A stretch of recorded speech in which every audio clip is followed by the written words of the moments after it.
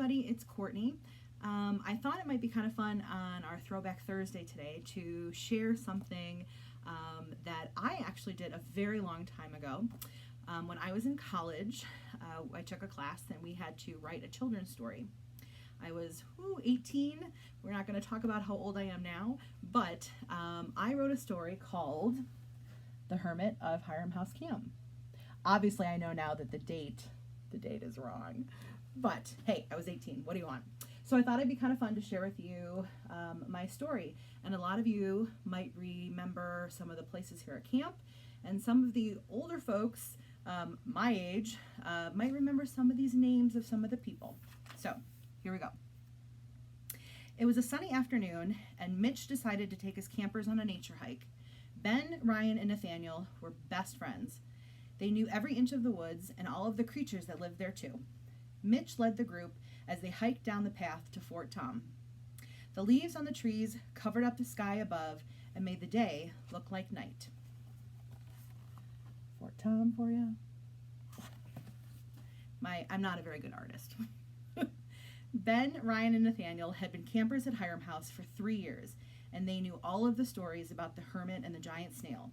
But they were brave, and they continued deeper into the woods, to tall timbers, and to the meadows. Suddenly, Mitch spotted a pot boiling on an old wooden stove. He approached it with caution and noticed that it wasn't water boiling, but hot chocolate. Ben remembered the story his older brother had told him about the hot chocolate. He asked Mitch if they could sit down by the fire and tell the story. Mitch agreed, and Ben began.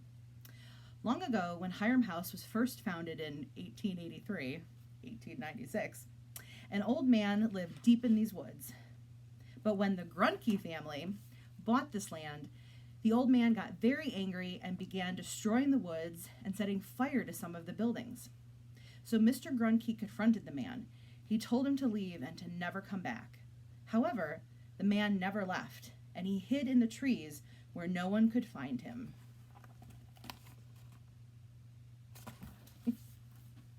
But, Ben said, every now and then, people see him up in the trees.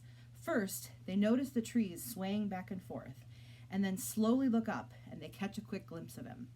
So he became known as the Hermit of Hiram House Camp. That's why they keep hot chocolate out there for him, so he won't get mad. Ryan and Nathaniel shivered as the trees rustled. Mitch looked up and saw a maple tree waving back and forth. They all got a little spooked and decided to continue on their way. Go hiking. As the group left the meadows, Nathaniel noticed a baby bird lying in the mud.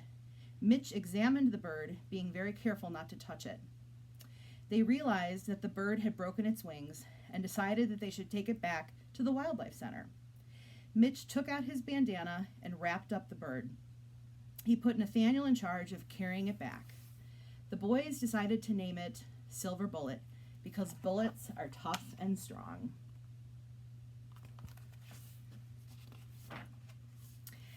They took a shortcut past the Indian boys' cabin and over the creek. As they reached Snails Trail, Ryan told the story of how the trail got its name. Snails Trail, he said, was made by a giant snail that came down from outer space. The snail moved slowly over the land and left behind a grazed path as it ate the grass and trees.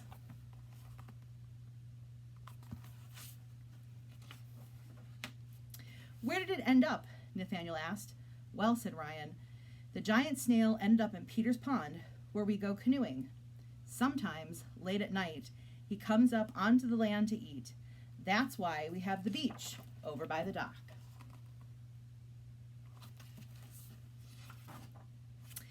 Suddenly, the sky rumbled with thunder, and Mitch knew that it would soon rain. He remembered that there was a rain shelter up on Sunset Hill, so they headed up that way. When he reached Sunset Hill, they saw Pete and his campers having a cookout. They asked to join and take shelter from the rain. As the rain fell, Mitch remembered that he had brought along s'mores to make, if they had gotten hungry. Mitch and Pete passed out the marshmallows to all of the campers, and they began roasting. Scotty, one of Pete's campers, was in charge of handing out the graham crackers and the chocolate. The s'mores were a hit. Fire. An hour went by, and the kids were so involved in playing tag that they didn't realize that the rain had stopped. Also, that a mysterious figure had emerged from the trees. Mitch's mouth dropped as he saw and realized that it was the Hermit. The boys all huddled together by Pete, watching as Mitch went to go talk to the man. The Hermit approached Mitch slowly and said to him, "I smelled your fire and your s'mores, and was wondering if you had any spare food. I haven't eaten for days except for the hot chocolate that is left out." Mitch told him that there was plenty and to come and dry up by the fire. The Hermit was very grateful and happy that they were not afraid of him. He told the boys that his real name was Clemens Johnson and that he had lived in the woods for 60 years. During that time, no one had spoken to him and he had been very lonely.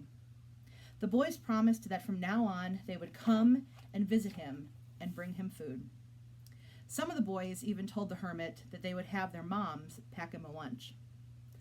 The Hermit smiled and thanked everyone. Clemens then said, "In return for your hospitality, I will help the little bird." Pointing to Nathaniel, Clemens carefully had Nathaniel set the bird on the ground and pulled a bag out from his pocket.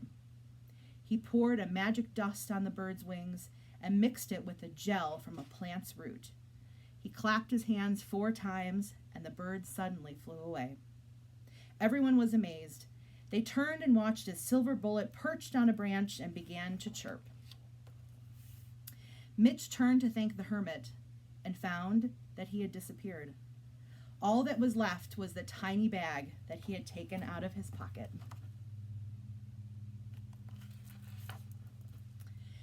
Mitch, Pete, and all the campers headed back up to Pioneer Circle for their afternoon assembly. They all promised to never tell anyone of the magical Hermit because they wanted to keep the story a mystery. However, they promised to visit as much as possible. So, this is my story. What I want to do is challenge all of our campers out there. I know you guys are home and you're looking for stuff to do. So, I want you to think about some great adventure that you've been on. I want you to think about maybe your favorite vacation or your funniest story, and I want you to write it down. Create a story, write your own pictures, and what we'd like you to do is just share it with us, and maybe it's a fun story about camp. So, have mom and dad help you. Get your coloring books out, get your coloring pencils, and get your thinking caps on, and start thinking about what you want to write your great story about. So in the meantime, we hope that everybody stays healthy, that you stay home, and we will see you soon. Bye.